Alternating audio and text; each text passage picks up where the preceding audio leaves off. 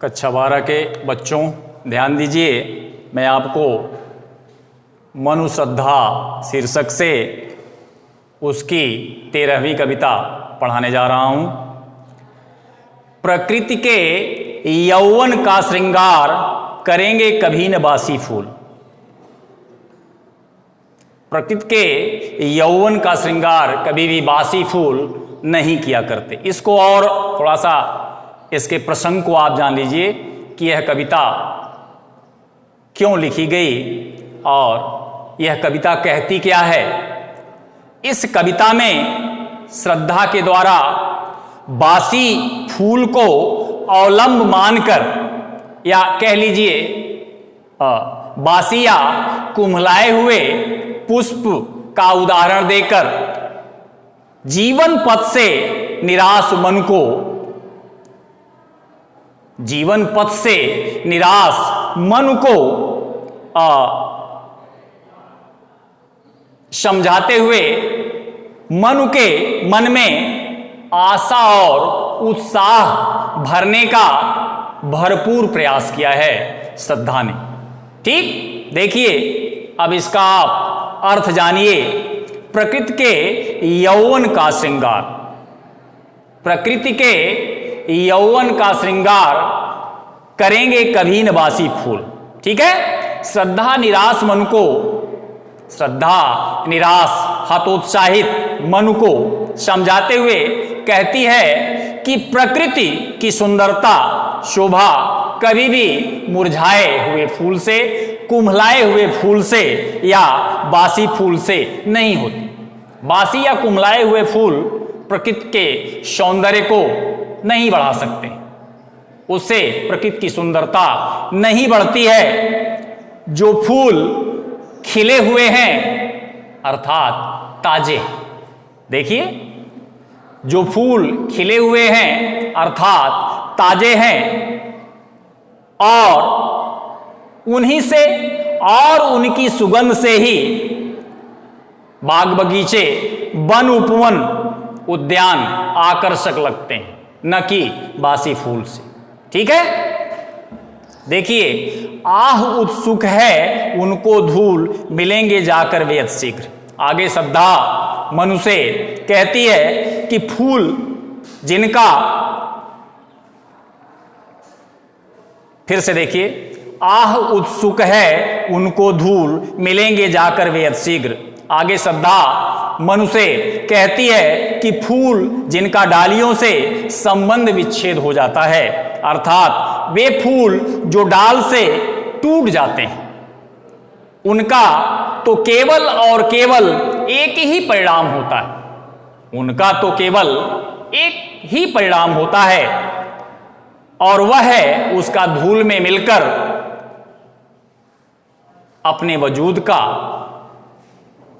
नाश कर देना, अपने वजूद को मिटा देना, अपने अस्तित्व को समाप्त कर देना। देखिए आह उत्सुक है उनको धूल मिलेंगे जाकर वे शीघ्र। आगे श्रद्धा मनु से कहती है कि वे फूल जिनका डालियों से संबंध विच्छेद हो जाता है, अर्थात वे फूल जो डाल से टूट जाते हैं, उनका तो केवल और केवल एक ही हस्र होता है, एक ही परिणाम होता है कि वह अपने वजूद को खो देता है, अपने अस्तित्व को खो देता है। श्रद्धा मनु से कहती है कि इसलिए मनुष्य को अपनी निराशा और अकर्मण्यता का त्याग कर आशा और कर्म को एकमात्र अपना लक्ष्य बनाकर जीवन को सार्थक करना चाहिए। ठीक है, एक तुम, पहले तो आप इसका ही अर्थ जानिए। एक तुम, इसमें देखिए श्रद्धा मनु को कर्मवीरों की संस्कृति में अर्थात कर्मयोगी बनने की प्रेरणा दे रही है। इस कविता में श्रद्धा मनु को कर्मयोगी बनने की प्रेरणा दे रही है। Your right is to work only, never to the fruit of that. ठीक है, देखिए एक तुम, श्रद्धा मनु को कर्मवादी बनने की सीख या प्रेरणा देते हुए कहती है कि एक तुम, एक और तुम हो जो कि सिर्फ और सिर्फ निराशा और असफलता की बातें करते हो। एक तरफ तुम हो जो निराश हो, अकर्मण्य हो और निराशा तथा असफलता की बातें करते हो। विस्तृत यह भूखंड, देखिए विस्तृत यह भूखंड प्रकृत वैभव से भरा आनंद, विस्तृत यह भूखंड प्रकृत वैभव से भरा आनंद और दूसरी ओर प्राकृतिक संपदाओं से भरा हुआ यह विशाल, यह विस्तृत भूखंड है जो नित्य प्रति हमें आशा और उत्साह का संचार करके कर्मवीर बनने की प्रेरणा दे रहा है। तुम हो सिर्फ निराशा की बातें कर रहे हो, स्वयं को निरुपाय कह रहे हो, स्वयं को असहाय कह रहे हो। तुम्हारा यह कहना सर्वथा निरर्थक है, गलत है। ऐसा तुम्हें नहीं कहना चाहिए, क्योंकि जीवन, हर व्यक्ति का जीवन आशाओं से भरा हुआ है। देखिए अभी इसमें और श्रद्धा मनु से कहती है कि तू इस प्रकार अकर्मण्य और निराश होकर,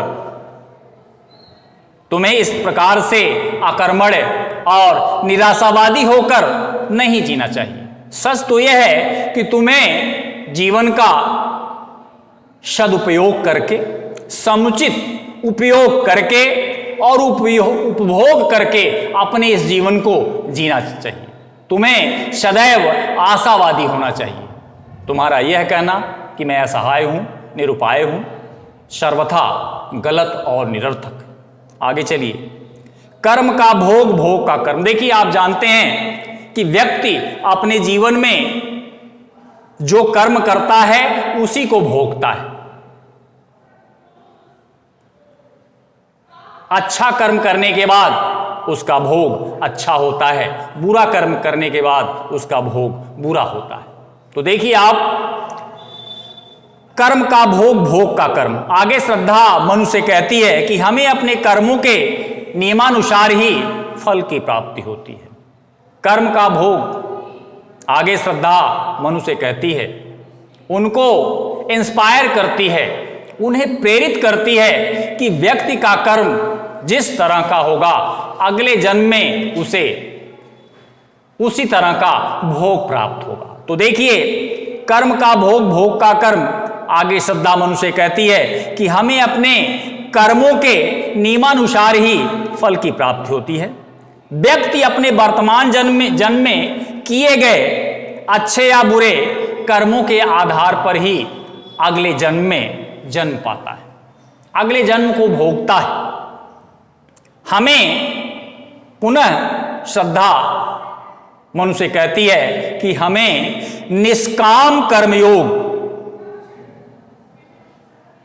बिना फल की चिंता किए हुए, कर्मण्येवाधिकारस्ते मा फलेषु कदाचन, your right is to work only but never to the fruit of that,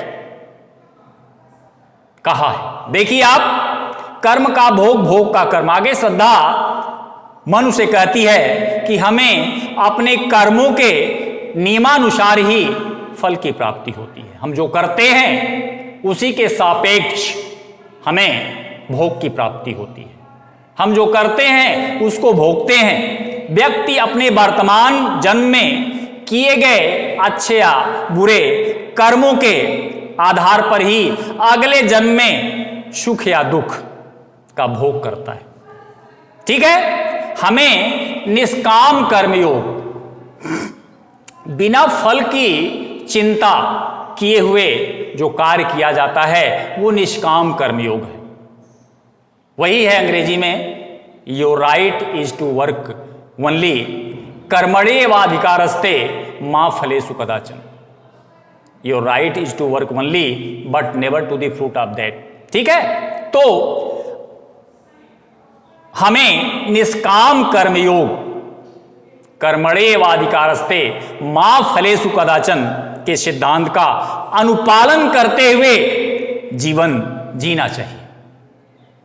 ठीक है, आगे चलिए। यही जड़ चेतन का आनंद। जड़ का मतलब अगतिशील, जिसमें गति न हो। जिसमें गति न हो, यही जड़ चेतन का आनंद।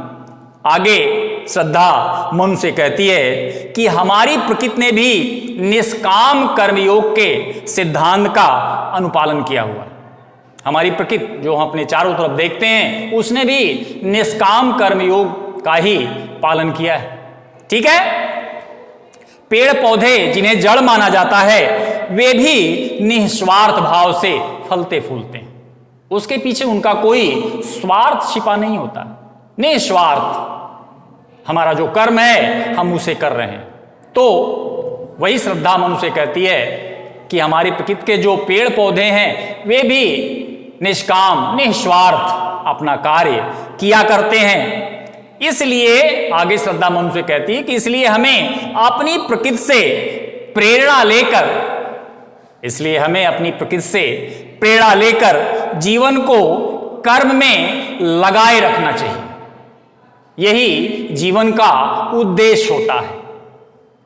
हमें उद्देश्यपूर्ण जीवन जीना चाहिए। निरुद्देश्य जीवन जीना किसी काम का नहीं होता। ठीक है, आगे अकेले तुम कैसे असहाय यजन कर सके। यजन का मतलब यज्ञ, पूजा। ठीक है, देखिए अकेले तुम कैसे असहाय। इसके पश्चात श्रद्धा कहती है कि तुमने अभी कुछ समय पहले ही स्वयं को निरुपाय बताया, बिना उपाय के, कि मैं निरुपाय हूं।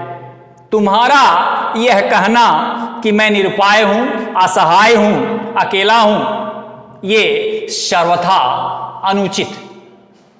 ठीक है, अकेले तुम कैसे असहाय यजन कर सकते, यजन कर सकते। भाई अकेला और असहाय व्यक्ति यज्ञ कैसे कर सकता है? यजन का मतलब यज्ञ। देखिए, यजन कर सके, ठीक है, अभी तुमने कहा कि मैं अकेला हूं, असहाय हूं, किंतु जरा सोचो, थोड़ा ध्यान दो कि क्या ऐसे व्यक्ति द्वारा किया गया यज्ञ पूर्ण माना जाता है? किसी पुरुष द्वारा अकेले किया गया यज्ञ कभी पूर्ण माना जाता है?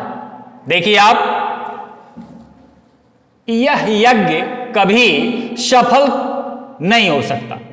यह यज्ञ कभी, जो तुमने यज्ञ किया है, हे तपस्वी, जो तुमने यज्ञ किया है, यह यज्ञ तुम्हारे सिर्फ अकेले करने से कभी भी सफल नहीं हो सकता। जो स्वयं को अभी अभी अकेला और निस्सहाय बता रहा हो, निरुपाय बता रहा हो, असहाय बता रहा हो, उसके द्वारा किया गया यज्ञ कभी भी सफल नहीं हो सकता। अब देखिए आगे, तुच्छ विचार। पहले इतना ही देखिए, तुच्छ विचार। क्या इस तरह से स्वयं को अकेला बताने या तुम्हारे द्वारा अकेले यज्ञ करने से तुम्हारे तुच्छ विचार दृष्टिगोचर नहीं होते? तुमने स्वयं को अकेला बताया, निरुपाय बताया, असहाय बताया और यज्ञ किया। पहली बात तो यह है कि तुम्हारे द्वारा अकेले किया गया यज्ञ पूर्ण नहीं, और दूसरे तुच्छ विचार। क्या इस तरह, श्रद्धा आगे मनुष्य कहती है कि क्या इस तरह से स्वयं को अकेला बताने या तुम्हारे द्वारा अकेले यज्ञ करने से तुम्हारे तुच्छ विचार दृष्टिगोचर नहीं होते, दिखाई नहीं देते? आगे है, और भी इसमें जोड़ दीजिए, यज्ञ के समय पत्नी का साथ होना उस यज्ञ की सफलता का परिचायक होता है। कोई भी यज्ञ दोनों में से किसी एक के द्वारा किए जाने पर वह सफल नहीं हो सकता। ठीक है, और तुम्हारे द्वारा स्वयं को निरुपाय और असहाय कहना तुम्हारे तुच्छ विचारों का ही द्योतक परिणाम। ठीक है, आगे, कर सके नहीं आत्मविस्तार। आत्मविस्तार का मतलब होता है अपनी प्रगति, अपनी उन्नति। तो देखिए, कर सके नहीं आत्मविस्तार।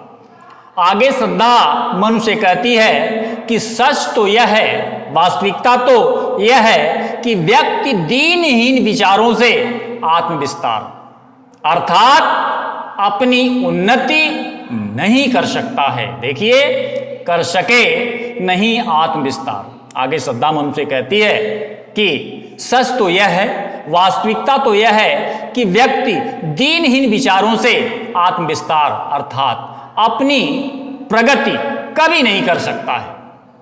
अंतिम तपस्वी आकर्षण से ही, तपस्वी आकर्षण से हीन। आकर्षण से हीन का मतलब जीवन से विरत, जीवन से अलग, अकर्मण्य, आलसी, निरुपाय, असहाय। ठीक है, तो देखिए तपस्वी, इसलिए श्रद्धा मनु से कहती है कि इसलिए तपस्वी, हे तपस्वी आकर्षण से हीन, तुम्हें जीवन से विरत रहकर जीने की इच्छा का त्याग कर देना चाहिए। जीवन से अलग रहकर, स्वयं को निरुपाय बताकर, असहाय बताकर, अकेला बताकर, ये तुम जो जीवन जी रहे हो, इससे, इस तरह के जीवन से तुम्हें विरत रहना होगा। तो देखिए तपस्वी, इसलिए हे तपस्वी आकर्षण से हीन, तुम्हें जीवन से विरत रहकर जीने की इच्छा का त्याग कर देना चाहिए और संसार के कल्याण के लिए कर्मवीर बनकर जीने का संकल्प लेना चाहिए। ठीक है, थैंक यू।